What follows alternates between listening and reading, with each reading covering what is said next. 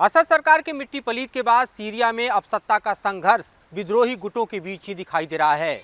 लेकिन इस कदर का सबसे बड़ा फायदा किसी को मिला है तो देश है इजराइल। नमस्कार, मैं हूं मधुरेंद्र कुमार और आप देख रहे हैं मेरे साथ रणनीति।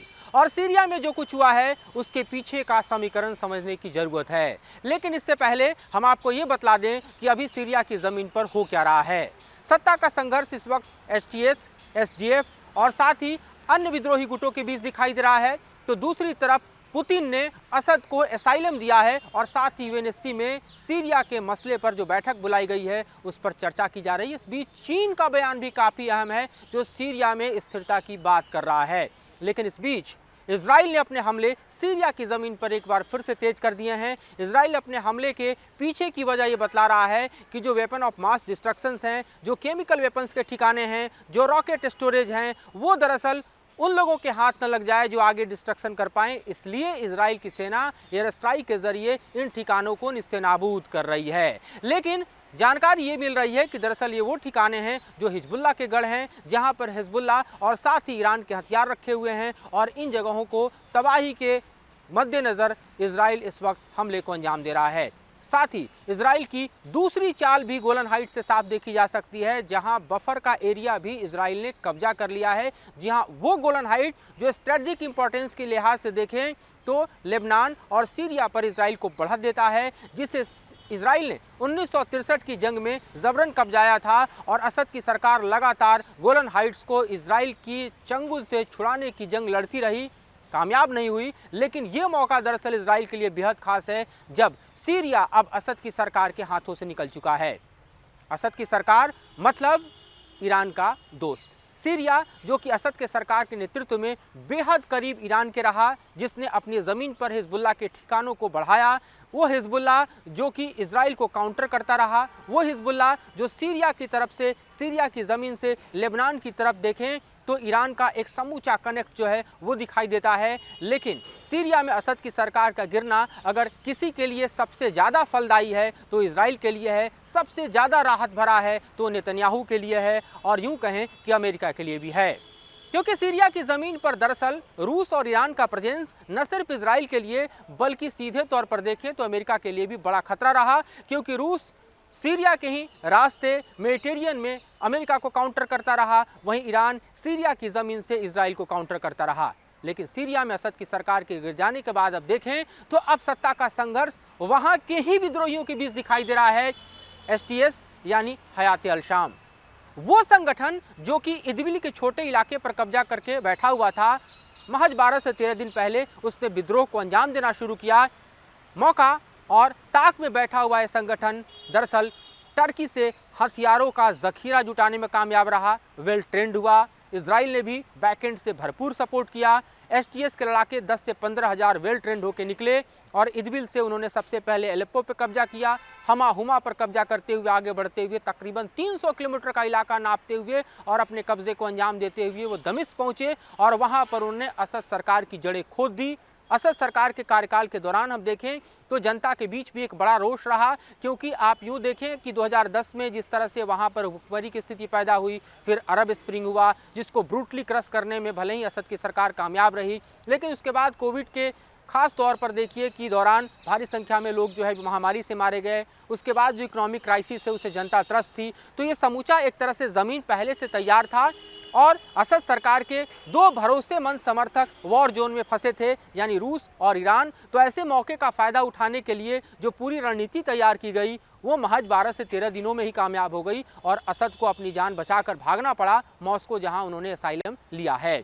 लेकिन अब देखें तो इदबिल के इलाके में शासन करने वाला एसटीएस इस वक्त सबसे बड़े हिस्से को सीरिया में जीत कर खड़ा है और उसके कब्जे में इस वक्त दमिश्क दिखाई दे रहा है, एलेप्पो से लेके दमिश्क तक का इलाका।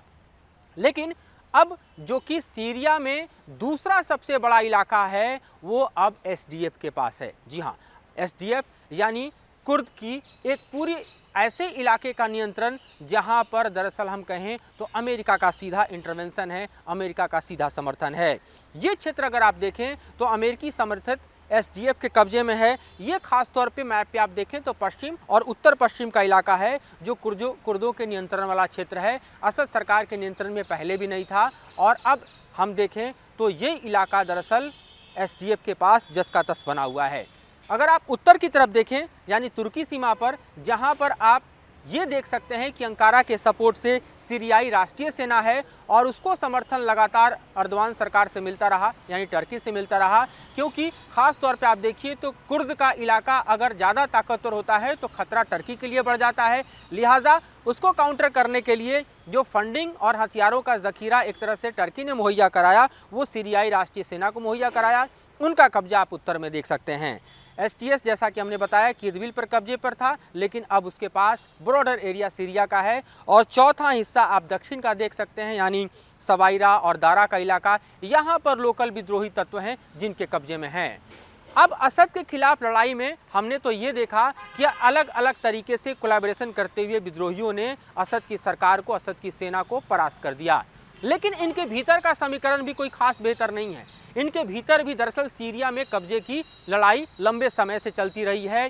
सीरिया वो जगह जहां पर हम देखें तो आईसिस ने इंटरवेंशन किया, अलकायदा ने इंटरवेंशन किया, अमेरिका वॉर अगेंस्ट टेररिज्म के नाम पर उतरा और उसने आईसिस पर सबसे बड़े हमले को अंजाम दिया। और यूं कहिए कि बगदादी को मारने के बाद अमेरिका ने वहां से अपने पैर समेटे। लेकिन अगर आप इस वक्त के सबसे ताकतवर संगठन हयात अल-शाम की बात करते हैं तो ये हयात अल-शाम जो है वो भी दरअसल आईसिस से ही निकल कर बना है। जी हाँ, आईसिस से अल-नुसरा, अल-नुसरा से हयात अल-शाम, तो इसकी जड़ें भी वहीं जाती हैं। और इसलिए सवाल ये भी उठने लगे हैं कि क्या एसटीएस अगर सत्ता को पुरजोर तरीके से संभालता है तो सीरिया में बगदादी राज तो नहीं लौट आएगा, क्योंकि कुल मिलाकर जो थॉट प्रोसेस है वो वैसे ही है जो कि आईसिस का था या अलकायदा का था।